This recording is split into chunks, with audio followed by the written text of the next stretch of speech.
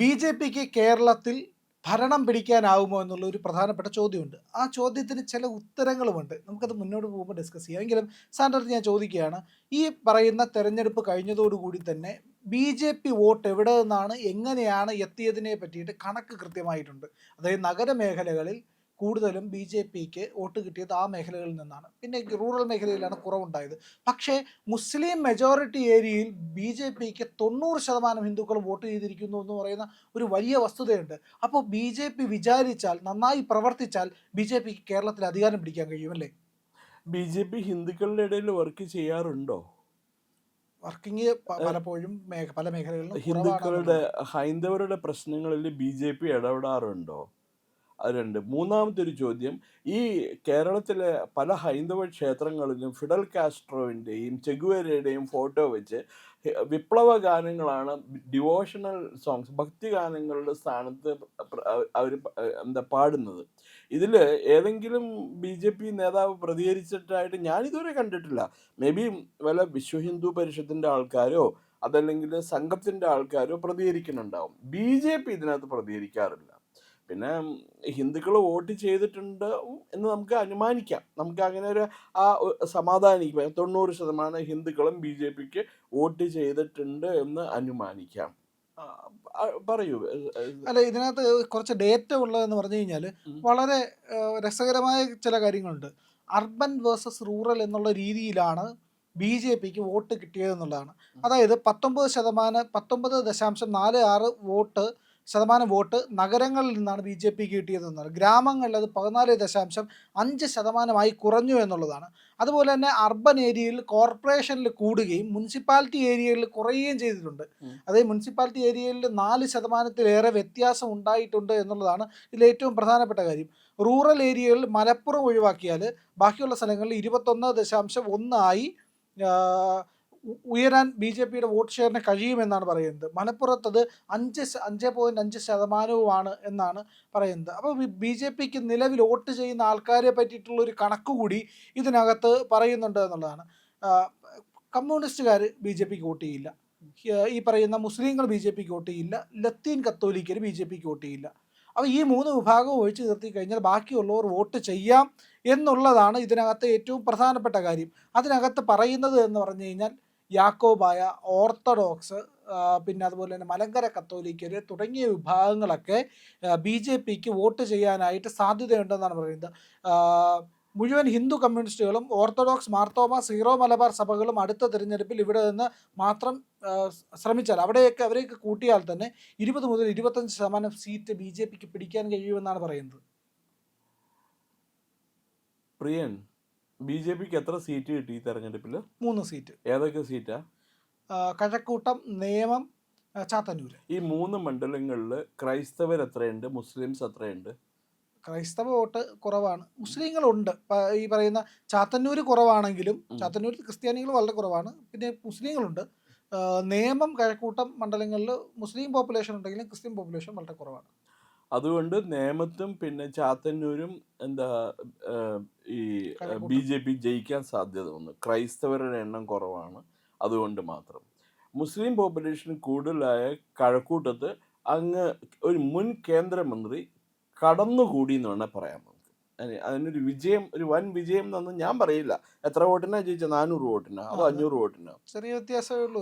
മുരളീധരൻ്റെ അടുത്ത് ഭൂരിപക്ഷം എത്രയുണ്ടെന്ന് ചോദിച്ചാൽ മുരളീധരൻ പിന്നെ പറയാമെന്ന് പറഞ്ഞ് പോകും. അത് ആ രീതിയിലുള്ള ഇതേ ഉള്ളൂ. അപ്പം അതിൽ നിന്ന് ഒരു കാര്യം വ്യക്തമാക്കുന്നത്, നമ്മൾ ജനറലായിട്ട് എടുക്കുക, ക്രൈസ്തവർ എവിടെയൊക്കെ ഉണ്ടോ അവർ ഭൂരിപക്ഷം ഉണ്ടോ അവിടെയൊന്നും അവർ ബി.ജെ.പിക്ക് വോട്ട് ചെയ്തിട്ടില്ല. ഇപ്പോൾ പൂഞ്ഞാറിൽ ജോർജിന് വോട്ട് ചെയ്തിട്ടുണ്ടോ ക്രൈസ്തവർ? ഷോൺ ജോർജിന് വോട്ട് ചെയ്തിട്ടുണ്ടോ ക്രൈസ്തവർ? ഈ പറഞ്ഞ പോലെ പിന്നെ കുറച്ച് വോട്ട് ചെയ്തിട്ടുള്ളത് തിരുവല്ലയിൽ അനൂപ് ആൻ്റണിക്കാണ്. അനൂപ് ആൻ്റണി മാർത്തോമ സഭക്കാരനാണെന്ന് തോന്നുന്നു. അങ്ങനെ നമുക്ക് ആശ്വസിക്കാം, മാർത്തോമ സഭക്കാർ ബി.ജെ.പിക്ക് വോട്ട് ചെയ്തിട്ടുണ്ടാവാം എന്ന് ആശ്വസിക്കാം. കാരണം സ്ഥാനാർത്ഥി മാർത്തോമ സഭക്കാരനായതുകൊണ്ട് മാത്രമായിരിക്കണം അവർ മാർത്തോമ സഭക്കാർ ബി.ജെ.പിക്ക് അനൂപ് ആൻ്റണിക്ക് വോട്ട് ചെയ്തത്. പിന്നെ വേറെ ഒന്നുള്ളത്, മറ്റ് മണ്ഡലങ്ങളിലെല്ലാം തന്നെ ഈ കണക്കില്ലേ, ഒരു ഒപ്പീനിയൻ പോൾ ഇപ്പം നമ്മൾ എടുത്തു എന്ന് പറയാറില്ലേ, അതല്ലെങ്കിൽ എക്സിറ്റ് പോൾ നമ്മൾ എടുത്തു എന്ന് പറയാറില്ലേ, അതിൻ്റെ വിശ്വസനീയത പോലും ഇങ്ങനെയുള്ള ഡാറ്റയ്ക്കില്ല. മുസ്ലിങ്ങളെന്നും ബി ജെ പിക്ക് എതിരായിട്ടേ വോട്ട് ചെയ്യുള്ളൂ. ബി ജെ പിക്ക് എതിരായിട്ട് വോട്ട് ചെയ്യുന്ന പറഞ്ഞാൽ അതിപ്പോൾ ഈ ജെൻ സി ആയാലും ജെൻ സെഡ് ആയാലും ജെൻ എ ആയാലും മുസ്ലിങ്ങൾ ബി ജെ പിക്ക് വോട്ട് ചെയ്യില്ല.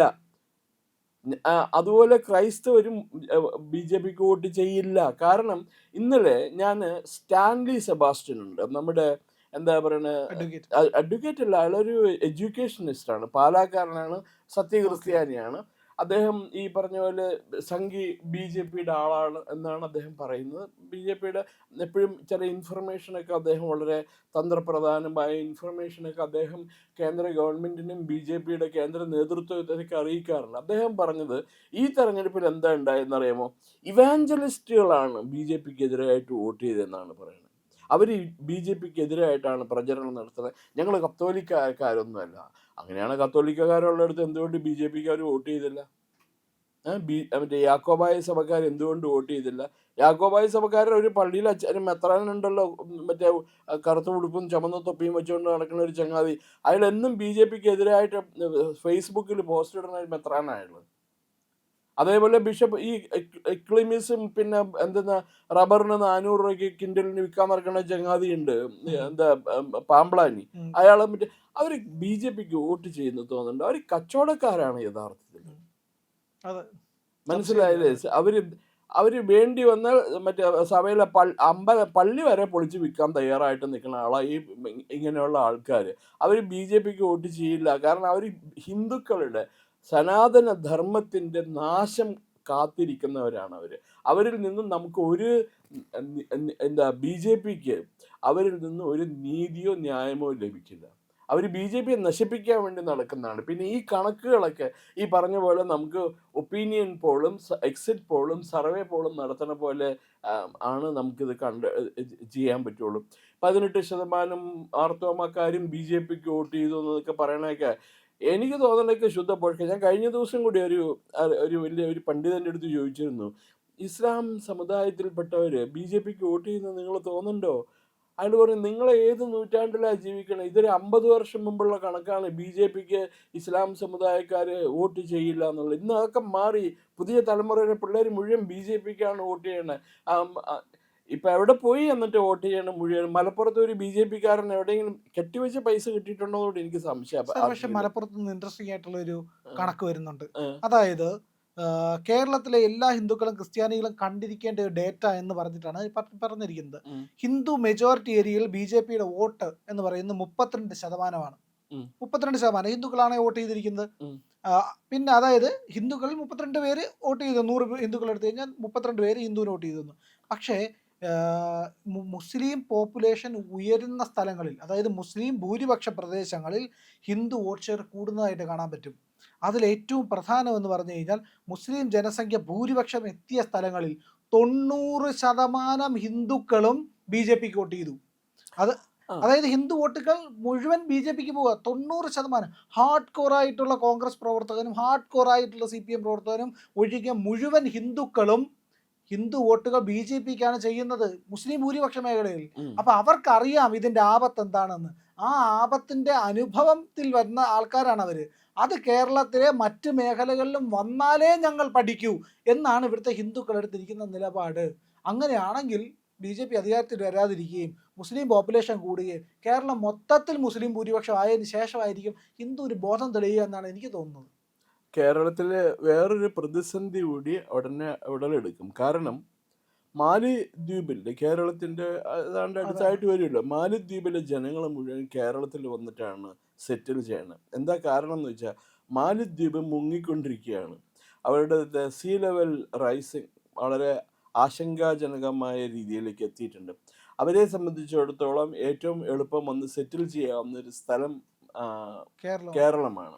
അതുകൂടി വന്നു കഴിഞ്ഞാൽ കേരളം ഒരു മുസ്ലിം മെജോറിറ്റി സ്റ്റേറ്റ് ആയിട്ട് മാറും. ഓൾറെഡി ഒരു മുസ്ലിം മെജോറിറ്റി നമ്മൾ വിചാരിക്കുന്ന പോലെ 25% കേരളത്തിലെ മുസ്ലിം ശതമാനം എന്ന് പറയുന്നത് 30% ക്രോസ് ചെയ്ത് കഴിഞ്ഞു. ഇപ്പോൾ അതാണ് അവർ അതോറിറ്റേറ്റീവായിട്ട് അവർ എക്സേർട്ട് ചെയ്യുന്നത്. അവരാണ് തീരുമാനിക്കുന്നത് കോൺഗ്രസിൻ്റെ മുഖ്യമന്ത്രി സ്ഥാനാർത്ഥി ആരായിരിക്കണമെന്ന്. നാളെ അവർ തീരുമാനിക്കും കോൺഗ്രസിൻ്റെ പ്രധാനമന്ത്രി ആരായിരിക്കണം എന്ന് അവർ തീരുമാനിക്കും. ഇപ്പോൾ മൂവാറ്റുപുഴ ജില്ല വേണം എന്നാവശ്യപ്പെടുന്ന ഒരു കൂട്ടർ, എറണാകുളം ജില്ല വീണ്ടും എന്താണ് റീകോൺസ്റ്റിറ്റ്യൂട്ട് ചെയ്യണം, ആ ജില്ലയും വിഭജിക്കണം എന്ന് ആവശ്യപ്പെടുന്നു. ഇതിൻ്റെ പിന്നിലെല്ലാം നിൽക്കുന്ന മുസ്ലിം ജനവിഭാഗമാണ്.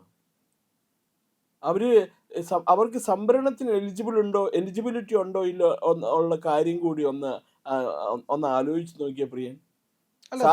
സാമ്പത്തികമായിട്ട് കേരളത്തിലെ മുസ്ലിം സമുദായം വളരെ മുൻപന്തിയിലാണ് ഹിന്ദുക്കളെ അപേക്ഷിച്ച്. ഹിന്ദുക്കളെ കായ്ക്കുടിക്ക് കാണിക്കാനുള്ളത് ഒരു രവി പിള്ളയോ അതല്ലെങ്കിൽ ഈ പറഞ്ഞ പോലെ ഒരു കല്യാണരാമനെയോ അതിലൊരു പട്ടാഭിരാമനെ മാത്രമേ ഉള്ളൂ. മറ്റത് മുഴുവനും എന്താ പറയണേ, ഒന്ന് ആലോചിച്ച് നോക്കൂ. ഒരു മുസ്ലിം ലീഗ് നേതാവ്, ഒരു മുസ്ലിം നേതാവ് തൻ്റെ മണ്ഡലത്തിലെ എല്ലാ മുസ്ലിം മറ്റേ ഈ നിയമസഭാ തെരഞ്ഞെടുപ്പിൽ പ്രവർത്തിക്കുന്ന എന്താ വാർഡ് തല മെമ്പർമാരെ കയ്യിൽ നിന്ന് പൈസ മുടക്കി ദുബായിലും അബുദാബിയിലും കൊണ്ടുപോയി സൂചിപ്പിക്കാനായിട്ട് തീരുമാനിച്ചിട്ടുണ്ട്. അവർ പോവുകയും ചെയ്യും. അവർ ആ മണ്ഡലത്തിൽ ഒരാൾ പിന്നെ എത്ര 25,000 രൂപയും 50,000 രൂപയും വരെയാണ് ഓരോ നേതാവിനും ഓഫർ ചെയ്തിരിക്കുന്നത് പരസ്യമായിട്ട്.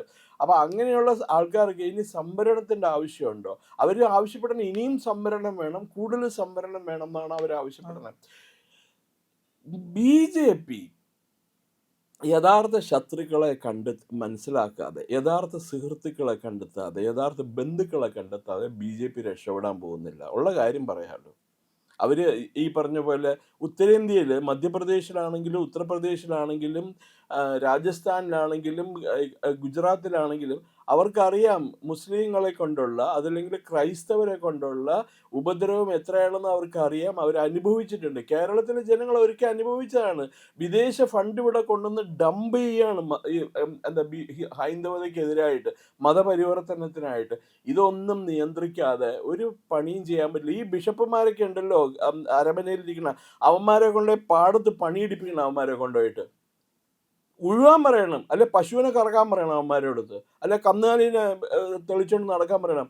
ഇതൊന്നും ചെയ്യാതെ 3 നേരവും വെട്ടി വിഴുങ്ങി അവിടെ സുഖമായിട്ടിരിക്കാനും ഇവരെ ചെന്ന് സൂചിപ്പിക്കാനായിട്ട് കുറേ സഭാവിശ്വാസികൾ സാമ്പത്തികമായിട്ട് ഉന്നമനത്തിൽ നിൽക്കുക. അവർക്കിപ്പോൾ ഹിന്ദുക്കൾ എങ്ങനെ പോയാലും അവർക്കൊരു കുഴപ്പമില്ല. ഞാനൊരു ഒറ്റ കാര്യം പറയാം. ഈ തെരഞ്ഞെടുപ്പിൽ PC ജോർജും അതുപോലെ ഷോൺ ജോർജും ഒക്കെ തോറ്റത് ക്രൈസ്തവർക്ക് BJPയോടുള്ള ദേഷ്യമാണ്. അത് ഇവാഞ്ചലിസ്റ്റുകളെ മാത്രമല്ല, എല്ലാ ക്രൈസ്തവരും ഒരുപോലെയാണ്. അർബൻ മാവോയിസ്റ്റുകളെന്നോ അർബൻ നെക്സലൈറ്റുകളെന്നോ നമുക്ക് പറയാം. അവരൊക്കെ ഹൈന്ദവരെ നശിപ്പിക്കാനും ഹൈന്ദവതയ്ക്കെതിരായിട്ടും സനാതന ധർമ്മത്തെ ഉന്മൂലനാശം ചെയ്യാനുമായിട്ടാണ് അവർ പ്രവർത്തിക്കുന്നത്. അതിനിടയ്ക്കാണ് തേലക്കാടിനെ പോലുള്ള അലവലാദികൾ പറയുന്നത് പള്ളിയിലെ സ്വത്ത്, അമ്പലങ്ങളിലെ സ്വത്ത് എടുത്തിട്ട് മറ്റേ വീതം വെച്ച് കൊടുക്കണമെന്ന്. ഇതിപ്പോൾ മുസ്ലിം ലീഗും അടുത്ത് തന്നെ ഒരു റെസൊല്യൂഷൻ പാസ്സാക്കും. പത്മനാഭസ്വാമി ക്ഷേത്രത്തിൻ്റെ സ്വത്തും ശബരിമലയിലെ സ്വത്തും ഗുരുവായൂർ അമ്പലത്തിൻ്റെ സ്വത്തുണ്ടെങ്കിൽ അതും എല്ലാം എടുത്ത് വീതം വയ്ക്കണം എന്നും പറഞ്ഞുകൊണ്ട്. പ്രത്യേകിച്ച് ഇപ്പോൾ ഗുരുവായൂരിലെ ഒരു ഹിന്ദു MLA വേണ്ടേ എന്ന് ചോദിച്ചതിന് പാവം ഗോപാലകൃഷ്ണൻ്റെ നേരെ കേസ് എടുത്തിരിക്കുന്നു. അതെ, പക്ഷേ അവിടുന്ന് നിരന്തരമായി വന്നുകൊണ്ടിരിക്കുന്ന മുസ്ലിം MLA ആണ്. മുസ്ലിം MLA മാത്രമൊന്നുമല്ല, മലപ്പുറത്തുനിന്ന് മൊത്തം വരുന്നത് മുസ്ലിങ്ങളാണ്. ഇവർ ജയിപ്പിക്കുന്ന അത്രയും മുസ്ലിങ്ങളാണ്. അപ്പോൾ മുസ്ലിം MLA എന്ന് പറഞ്ഞാൽ അത് വർഗീയതയല്ല, അത് കുഴപ്പമൊന്നുമില്ല. അത് ശരി ഹിന്ദു MLA ഒരാളെങ്കിലും വരട്ടെ എന്ന് പറഞ്ഞു കഴിഞ്ഞാൽ അത് വലിയ ഹെയ്റ്റ് സ്പീച്ച്, വിദ്വേഷ പ്രസംഗം, അതിനെ ഓശാന പാടാനായിട്ട് കേരളത്തിലെ കുറേ പത്രങ്ങളും മാധ്യമങ്ങളും ഉണ്ട്. പ്രിയപ്പെട്ട പ്രേക്ഷകരെ, ഞങ്ങൾ ഇന്ത്യ ലൈവ് പതിവുപോലെ നമ്മൾ പറയുകയാണ്, മാധ്യമങ്ങളിൽ വരാത്ത, മറ്റു മാധ്യമങ്ങൾ പറയാത്ത വാർത്തകളാണ് നിങ്ങളുടെ മുന്നിലേക്ക് കൊണ്ടുവരുന്നത്. ഇത് പറയാൻ ഞങ്ങൾക്ക് പ്രേരണയും ശക്തിയും നിങ്ങളാണ്. നിങ്ങൾ ഞങ്ങളുടെ കൂടെ ഉണ്ടാവണം. ഞങ്ങളുടെ ചാനൽ സബ്സ്ക്രൈബ് ചെയ്യണം. നമുക്കൊരു ചാനൽ കൂടിയുണ്ട്, C4N മലയാളം. നമ്മൾ ഈ തെരഞ്ഞെടുപ്പൊക്കെ ആയതുകൊണ്ട് കൂടുതൽ വാർത്തകൾ നമ്മുടെ ഈ പ്ലാറ്റ്ഫോമിൽ തന്നെ കൊടുക്കാൻ കഴിയാത്തതുകൊണ്ടാണ് C4Nൽ പുതിയ വാർത്തകൾ കൊടുക്കുന്നത്. അപ്പോൾ ആ ചാനലും കൂടി ഒന്ന് സബ്സ്ക്രൈബ് ചെയ്യണം. ഇന്ത്യ ലൈവ് ഉറപ്പായിട്ടും ചെയ്യണം. C4N കൂടെ, C4N, C എന്ന് പറഞ്ഞാൽ ക്രെഡിബിൾ, ഫോർ N നേഷൻ, രാജ്യം. നമ്മുടെ രാജ്യത്തിന് വേണ്ടിയാണ്. രാജ്യം വിട്ട് ഒരു കാര്യവും ഇന്ത്യ ലൈവിനില്ല. അതുകൊണ്ട് ഞങ്ങളുടെ കൂടെ ഉണ്ടാവണം എന്നുകൂടി അഭ്യർത്ഥിക്കുന്നു.